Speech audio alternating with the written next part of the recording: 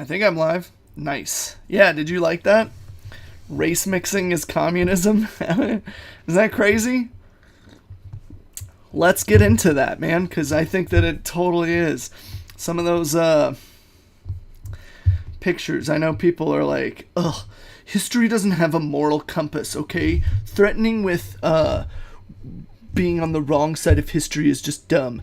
And it's, yeah, okay, but there is still a wrong side of history, I suppose, and because history is kind of written by the winners, so we look at that and we're like, yeesh. But let's get into that. All right, so hi everyone. So this discussion board, I think, was a little tricky for y'all this past week.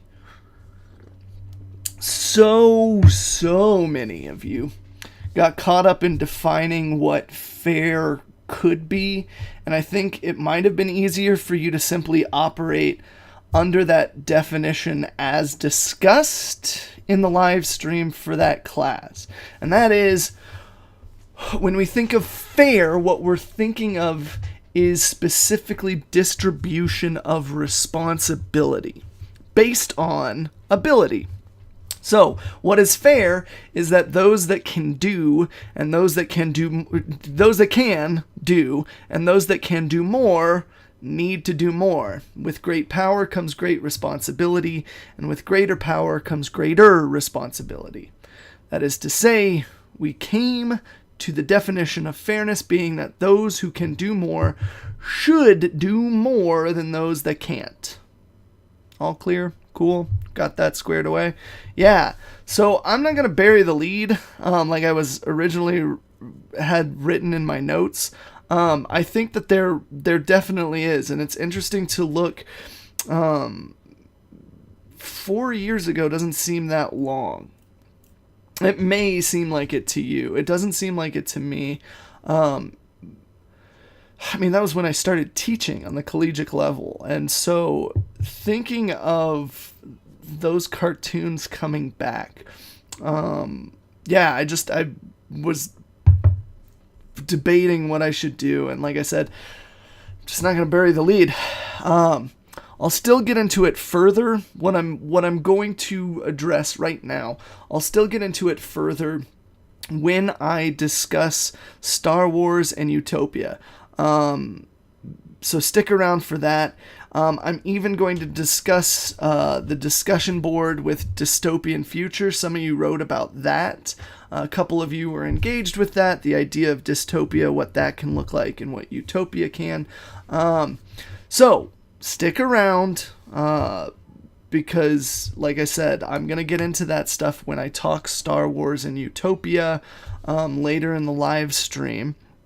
Address some of those things, but in case you're one of the few that sticks around for like the first 5 minutes and thinks they get the live stream and then bails out, remember, I can see the numbers of how long you spend on the live stream. If you're not here in the chat making yourself known, I can look and see how long you're spending on each content that we have. So anyway, if you are just like, what's it gonna be today? Like I said, not bearing the lead. I asked the question in the announcement last week, where would you be if MLK simply followed the law? And I am talking about you specifically and personally. Where would you personally be if he followed the law and we didn't have the civil rights movements as we had then? In short, where would you personally be without the civil rights acts of 1964 and 1968? Do you think your life right now would be that much different? And why is that? So, is Martin Luther King Jr. a hero to you? And do you think maybe he may be more of a hero to others?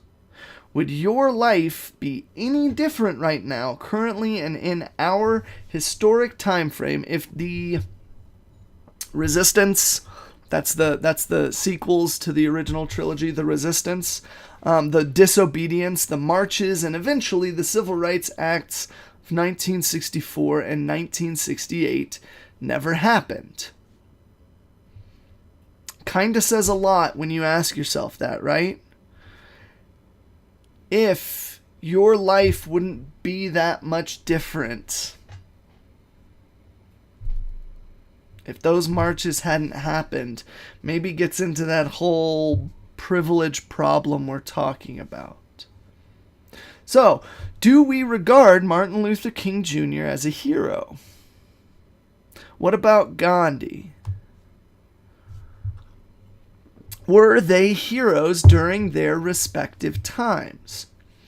Did their culture regard them as heroes? What about the status quo?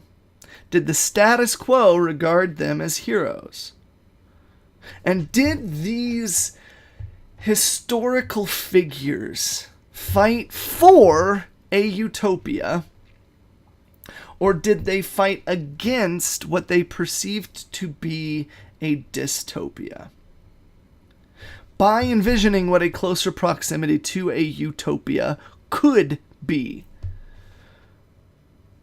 who do you think we regard as villains now that the future will look back and regard as heroes?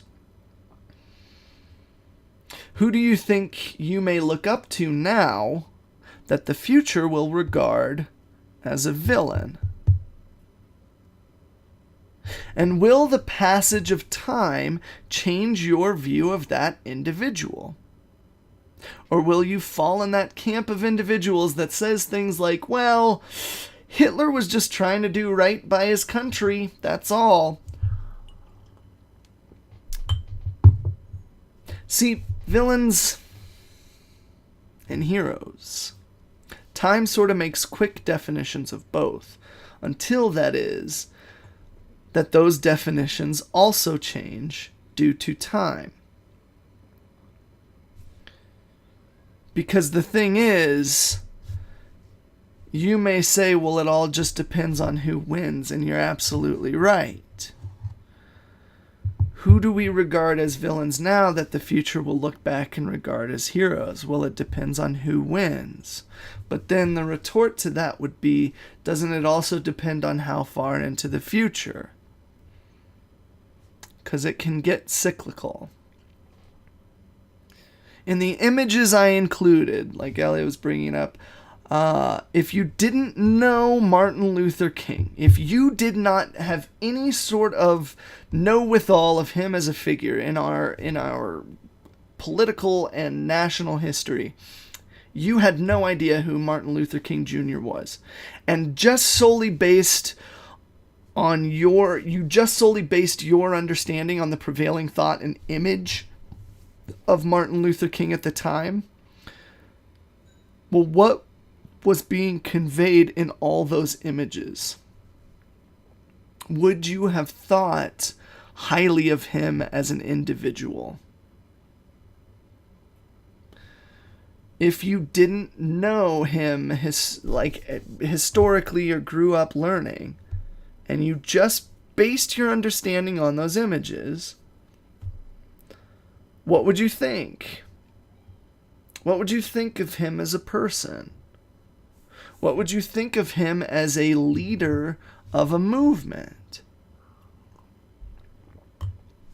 What if you found out that though he was a reverend, he had what many call extramarital affairs? A lot.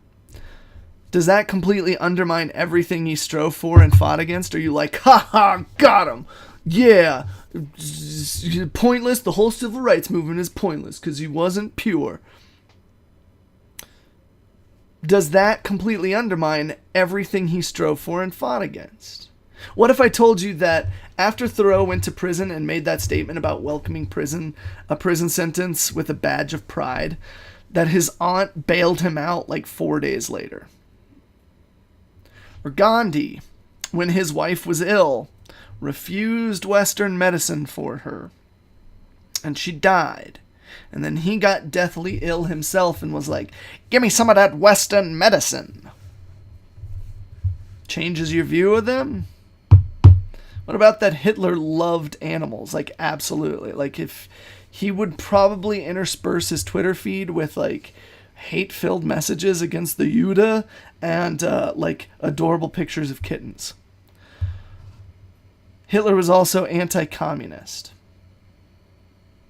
Heroes and villains. Do shortcomings or a lack of perfect moral nature somehow blur the lines and make a hero and a villain indistinguishable? Or do we still have a pretty good idea about each? Do you think the way we feel about our heroes of the past, like MLK and Gandhi, was the sentiment felt in their own day and age? Hint, no. Or rather, it depends on who you ask. You know, law and order and all of that. And just how many in the past would be a villain under different lenses? Just how many in the past would be viewed as a hero under different lenses? Would we be so patriotic if we lost the American Revolution? Would we deserve a participation trophy? It's lots to unpack. So, take my hand, join me, shall we unpack it? If you want to. Yes, maybe, no, who knows. All right, so let's go back in time. Wayne's World. So, like I brought up last class, how did America come to be? Like through peaceful protests? Did we come up to be through respectful law following? Did we respect the established legitimate government authority at the time? A sit-in, checked in with the king. Yes, until. No, shit got violent, right? Against what? It got violent against other people? No, against authority. And yeah, that involved violence against other people. It involved desecrating things a legitimate government, the monarchy of England, held reverence over. And that may or may not have had to happen due to what those people, those British soldiers maybe, stood for and represented. But they stood for an authority and a system which is impersonal and not people. Do you see? That thing is an established thing written about, and we view our founding fathers as heroes because we won. And then we rocked their boat. Well, and also no taxation without representation. Look at the Boston Massacre or the Boston shooting. That was the inciting incident, which is interesting. Quite interesting in terms of parallels. If you look up the real inciting incident of the Boston Massacre and Boston shootings, what popped off, almost like the equivalent of an authority figure chokeholding or choke slamming or doing things like that, disrespecting the citizens, and the citizens revolting. Do you think during that time, England probably ran smear campaigns? If they were in modern era, if the American Revolution happened in our modern age of technology, do you think the Lügenpresse, or do you think the powers that be that did not want to give up power would probably smear them as Antifa, terrorists, anarchists, George Soros paid villains? Maybe. We don't know.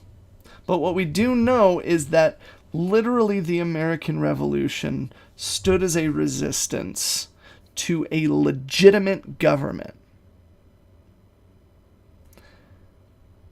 And when you do that, by rights, you can be labeled a terrorist group, depending on the time. And if we lost, what would the news hail those people as? Those American revolutionaries. Probably like Confederates. If the protesters and demonstrators and even the violent looting rioters win, do you see how history will mark the change? In the course of history, we will remember the movements like the American Revolution. And eventually, all of these little things and arguments that we're getting in the lost in the weeds of will be skirted to this is what won. They were heroes. They overthrew whatever and established something new. Anyway, I've been skirting around it all semester for far too long. Let's actually read the Bill of Rights. Okay? Wow, that's quite a start to that afternoon special. For access to the full video, or to get the full course, or just support me making new content that has everything or nothing to do with what you just watched, head on over to my Patreon, link in the bio. Join the community. I'd love to see you there and have you become a part of something bigger than me, but something where I can play my part just the same. See you there.